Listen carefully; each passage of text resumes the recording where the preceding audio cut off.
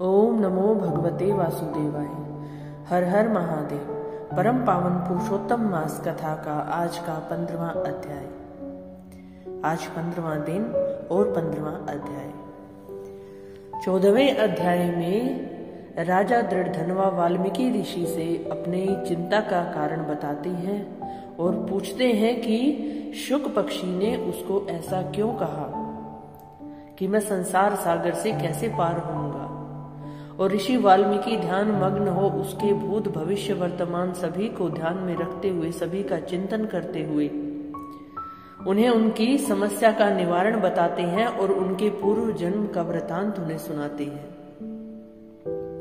कि राजा, तुम पूर्व जन्म में सुदेव शर्मा नामक ब्राह्मण थे और तुम्हें कोई संतान नहीं थी।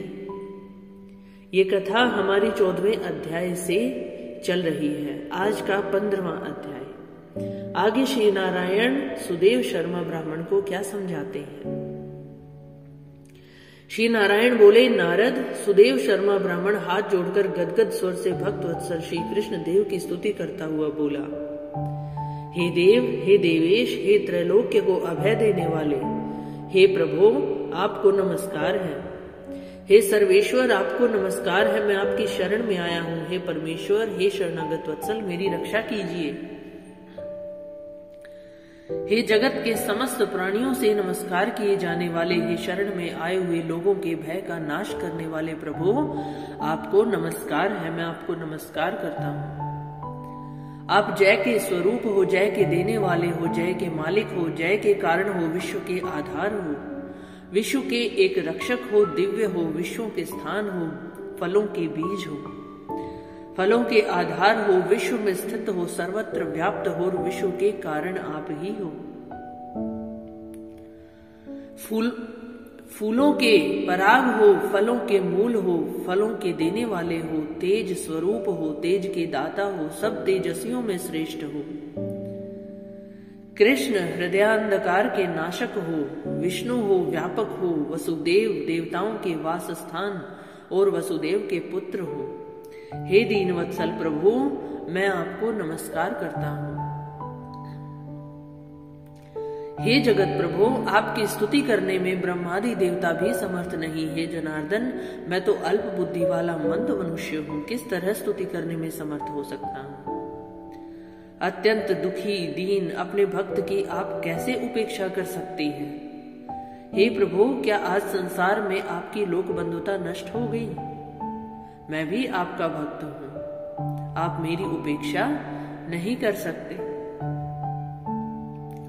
वाल्मीकि ऋषि बोले, सुदेव शर्मा ब्राह्मण इस प्रकार विष्णु भगवान की स्तुति कर हरि के सामने खड़ा हो गया। हरि भगवान उसके वचन सुनकर मेघ के समान गंभीर वचन से बोले।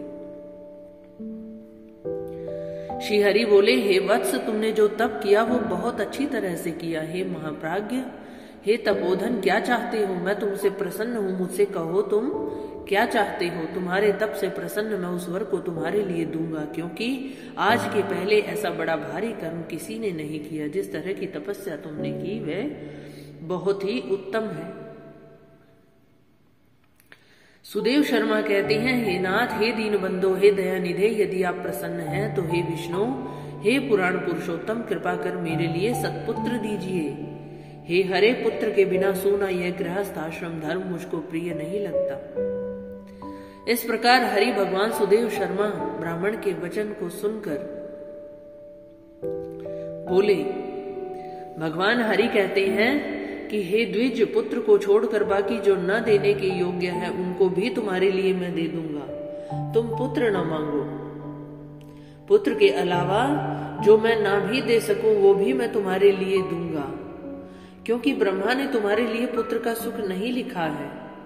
मैंने तुम्हारे भाल देश में होने वाले समस्त अक्षरों को देखा, उनमें 7 जन्म तक तुम्हें पुत्र का सुख नहीं है। इस प्रकार वज्र के प्रहार के समान निष्ठुर हरि भगवान के वचन को सुनकर जड़ के कट जाने से जैसे वृक्ष गिर जाता है, वैसे सुदेव शर्मा ब्राह्मण पृथ्वी तल पर गिर गए।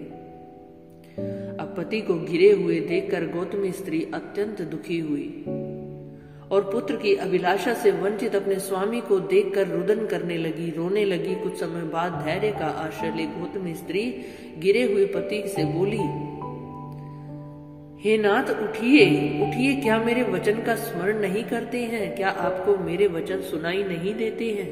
उठिए। ब्रह्मा ने भाल देश में जो सुख दुख लिखा है वही मिलता है। ये भाग्य हमें भोगना ही पड़ता है। जो हमारे भाग्य में ब्रह्मा ने लिखा हमें वही मिलता है। रमानाथ क्या करेंगे? प्रभु क्या करेंगे जब तुम्हारे भाग्य में ही पुत्र सुख नहीं है? मनुष्य तो अपने किए कर्म का फल भोगता है। अभागे पुरुष का उद्योग मरणासन्न पुरुष को औषध देने के समान निष्फल हो जाता है। जो व्यक्ति पहले से ही मरने की कगार पर है, मृत्यु के निकट है, उसे औषधि देना निष्फल जैसे हो जाता है, वैसे ही अपने कर्म का फल हमें भोगना ही होता है। हम अभागे हैं। जिसका भाग्य प्रतिकूल है, उल्टा है, उसका सब किया हुआ उद्योग व्यर्थ हो जाता है। जब किस्मत में ही कुछ नहीं, भाग्य में ही वो सुख नहीं लिखा, तो सारे कर्म और सारी क्रियाएं, सारी चेष्टाएं व्यर्थ हो जाती हैं। समस्त वेदों में यज्ञ, तप, दान, सत्य, व्रत आदि की अपेक्षा हरि भगवान का सेवन श्रेष्ठ कहा, परंतु उससे भी भाग्य फल श्रेष्ठ है। इन सबसे उत्तम, सबसे ऊपर हमारा भाग्य है। इसलिए हे भूसुर, सर्वत्र से विश्वास को हटाकर उठिए और शीघ्र देव का ही आश्रय लीजिए। आप भगवान की ही शरण लीजिए। इसमें हरि का क्या काम है? इस प्रकार उस गौतमी के अत्यंत शोक से युक्त वचन को सुनकर दुख से कांपते हुए गरुड़ जी विष्णु भगवान से कहते हैं।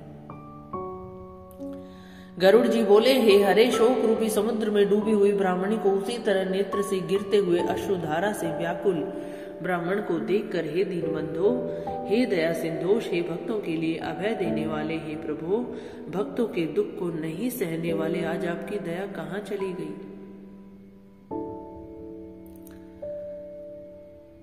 ब्राह्मणी कहती है कि हे प्रभु, आज आपकी दया कहाँ चली गई? अहो, आप वेद और ब्राह्मण की रक्षा करने वाले साक्षात विष्णु हो, इस समय आपका धर्म कहाँ गया?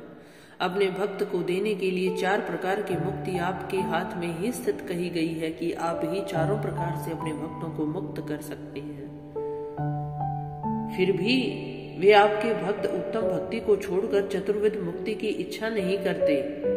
वो नहीं सोचते कि हमें किस तरह का मोक्ष चाहिए। उन्हें केवल और केवल आपकी भक्ति चाहिए। उनके सामने 8 सिद्धियां दासी के समान स्थित रहती हैं। जो आपके भक्त हैं, 8 सिद्धियां उनकी दासी के बराबर रहती हैं। आपके आराधन का महात्म्य सब जगह सुना है। तब इस ब्राह्मण के पुत्र की वांछा आज पूर्ण करने में आपको क्या परिश्रम है? गरुड़ जी पूछते हैं, हे प्रभु, आप इस ब्राह्मण की इच्छा पूर्ण नहीं कर सकते, जबकि सब कुछ आपके हाथ में है। आप अपने भक्तों को 8 सिद्धियां देने में समर्थ हैं, 4 प्रकार की मुक्तियां देने में समर्थ है। प्रभु, आप एक ब्राह्मण की इच्छा पूर्ण क्यों नहीं करते? हाथी दान करने वाले पुरुष को अंकुश दान करने में क्या परिश्रम है? प्रभु,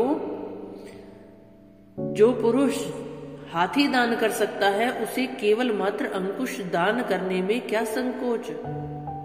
आपके लिए तो ये बहुत ही छोटी सी चीज है। आप ब्राह्मण को पुत्र क्यों नहीं देते? अब आज से कोई भी आपके चरण कमल की सेवा नहीं करेगा। जो पुरुष के भाग्य में होता है वही निश्चय रूप से प्राप्त होता है, और यही प्रथा है। इस बात की प्रथा आज से संसार में चल पड़ी तो आपकी भक्ति रसातल को चली जाएगी, अर्थात लुप्त हो जाएगी। हे प्रभु, भाग्य से ऊपर भी तो आप हैं।